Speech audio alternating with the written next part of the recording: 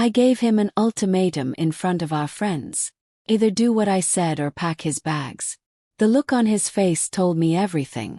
I don't think people really grasp how brutal life can be until they're abandoned by the one person they love more than anything.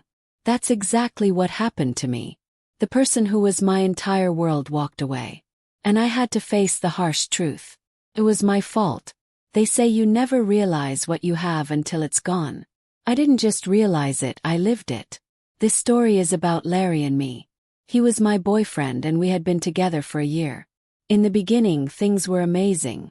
We clicked instantly, especially with our shared sense of humor. We'd roast each other playfully, speak bluntly, and laugh until it hurt. But over time, something in me changed. I wish I could pretend I didn't know where that change came from. But I do. Everything began to shift when my sister came to stay with us. She had just gone through a bad breakup, and I didn't want her to be alone. She wasn't exactly the easiest guest. Our house, usually spotless, turned into a chaotic mess. Dishes piled up. Laundry sat untouched, and it felt like we were living in a daycare. Still, I told myself to be patient. Larry, though, had a much harder time handling it. He and I had always shared a love for cleanliness, which was one of the things that made us such a good match. But now he was the one doing most of the cleaning because he got home first and the mess drove him crazy. He brought it up to me one evening, expressing how overwhelmed he felt. He even joked that it looked like we were competing in some filth Olympics with how bad the kitchen looked. I laughed at the time. His humor always got me, but deep down I knew he was struggling. I asked him to give her some grace, to be patient. But the truth was his patience was wearing thin. The breaking point came when I came home one night to hear shouting from inside. My heart jumped. I thought something awful had happened. I rushed in and found Larry furious, yelling at my sister while she lay on the couch, totally unbothered. She'd clogged the sink and left the faucet running, flooding the kitchen. Larry was livid, shouting about the damage, the repairs, the downstairs neighbors. But I didn't care about any of that. I just wanted the shouting to stop. Snap. I screamed at him to shut up, told him he was acting like a spoiled brat, and defended my sister. I even said, "Get off her case." Larry looked at me like I'd hit him. His eyes said everything. He asked if I was serious, and I said I was. He raised his hands in surrender and walked away to deal with the mess himself. That moment changed something between us. I saw the shift. He became distant, quieter. I thought at the time that he had given in to me, like I had won some kind of argument. But now I know I completely misread him. He wasn't defeated. He was trying not to explode. I took his restraint for weakness. And that mistake marked the start of my downward spiral. The sarcasm I used to admire in our conversations turned into criticism. My tone changed and I didn't even notice it happening. A week later my sister left, but the damage was done. Larry had withdrawn. The fun banter was gone. Conversations were shorter. Smiles were rarer. I ignored the signs. The final straw came during a friend's birthday party. I had gone ahead and Larry was supposed to bring the cake. I was chatting with someone when I saw him arrive empty-handed. Something in me snapped. I didn't even excuse myself. I stormed over, voice sharp, dragging him aside and demanding to know where the cake was. My tone wasn't just annoyed. It was cruel. I laid into him in front of everyone. I didn't notice the silence that fell around us or how harsh my voice sounded. I just kept going, driven by something bitter inside me I hadn't dealt with. Larry didn't respond right away. His face was stunned, like he'd genuinely forgotten. I didn't care. Kept pushing, yelling, cursing. Called him names. I said he was unreliable, stupid even. His jaw tightened, his expression darkened, but he said nothing. Just stared at me like we were locked in some silent battle of wills. Then out of nowhere, his friends walked in with the cake, laughing, shouting, "Surprise!" The room gasped. My heart dropped. I looked at Larry and his face hadn't changed. His eyes were fixed on me. Angry, cold, humiliated. I wanted to disappear. Instead, I made a joke, tried to play it off. I can't even remember what I said. I just remember how ashamed I felt. I asked the DJ to turn the music up and disappeared into another room, trying to escape him. But Larry didn't let me off that easy. I could feel his eyes on me the entire night, like spotlights in the dark, tracking me wherever I went. I tried to avoid him. But the truth was, I couldn't avoid what was coming. I didn't feel guilty, not then. I was terrified. Terrified of the conversation we'd have once the party was over. Because no matter how much I ran from it, I couldn't change the fact that we were going home together. And when I walked out to the car, he was waiting, silent still, and I knew nothing between us would ever be the same again. It was one of the most terrifying moments of my life. He stood there like a hitman, silent, focused, and still, as if he had a mission to complete. The darkness hit his eyes, but I could feel them locked onto me. I approached carefully, every step echoing with anxiety, half expecting he'd vanish or turn away, but he didn't. He silently climbed into the car without so much as a glance, not caring if I had something to say. Too afraid to sit beside him, I slid into the back seat. The ride home was suffocating in its silence, and we never spoke about what had happened. I wanted to believe he had let it go. But deep inside, I knew he hadn't.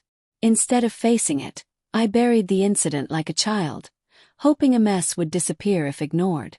But it didn't. I only spiraled further, and the next time things boiled over. It was at a family event. We had fought earlier that day. Larry didn't want to go. I tried every tactic to persuade him, even accusing him of not loving me or putting me first. The truth was, he wasn't fond of my family, especially my mother, who made a habit of mentioning my exes in front of him, as if to remind him that he wasn't enough. A few months earlier, he had finally snapped and confronted her. And since then they hadn't spoken. I knew this, yet I pushed him to come with me anyway. Eventually he gave in. The moment we walked into my parents' house, it felt like the room shifted. All eyes followed him as if a lion had wandered into a hyena's den. Larry kept to himself, sitting quietly off to the side while I floated around, laughing and chatting as though everything was normal. But when we sat for dinner, the tension was impossible to ignore. He was seated between me and my sister, directly across from my mother. The glares exchanged across the table were sharp enough to draw blood. It was obvious no one had moved on. Then my mother, while serving everyone else, deliberately skipped Larry. He had to serve himself. Instead of calling her out, I leaned in and told him to stop glaring at her. His face contorted in disbelief. And yet that wasn't the worst part of the day. That came when my sister stood up and somehow lost her balance, crashing to the floor. Larry instinctively reached to catch her, but he was too late. She landed hard and burst into tears. Everyone rushed over, including Larry, who knelt beside her, checking her condition. Thankfully, she wasn't bleeding or seriously injured. He gently tested her awareness, asking if she could see him, holding up 2 fingers. Before she could answer, I yanked him away, my hand gripping his shirt, fury boiling over. I accused him of letting her fall on purpose. His eyes widened in shock and hurt, and he asked what I was talking about. I spat back that he had always held a grudge against my sister, ever since she damaged something in our house, and this was his sick way of getting revenge. Larry stood up trying to stay calm and pointed out that my uncle had also been nearby and didn't catch her. So why was I blaming only him? He sighed, eyes heavy with sadness, and said it was now clear to him that I was no different from my mother, always trying to tear him down.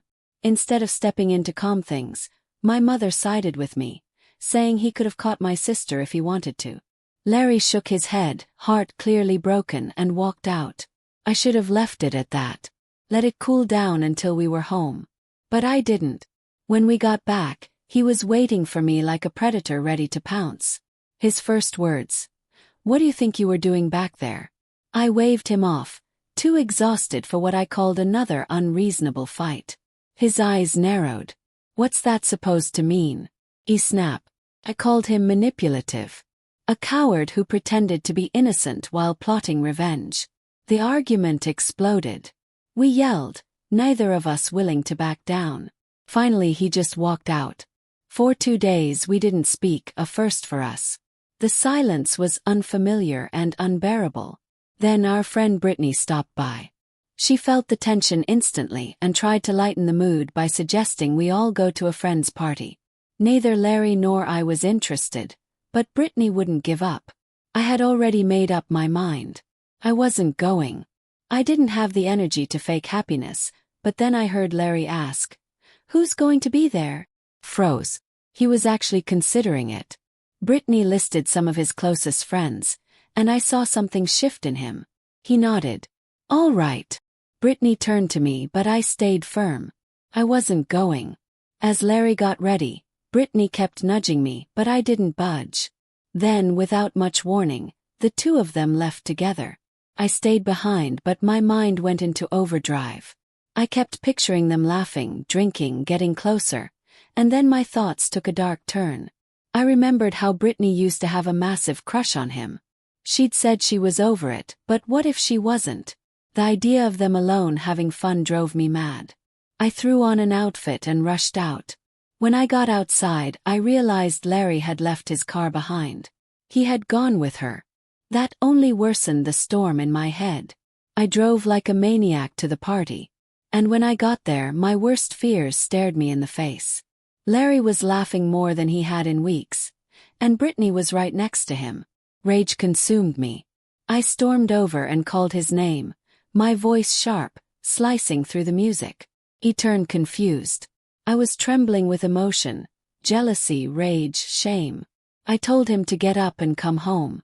He refused. That shattered me.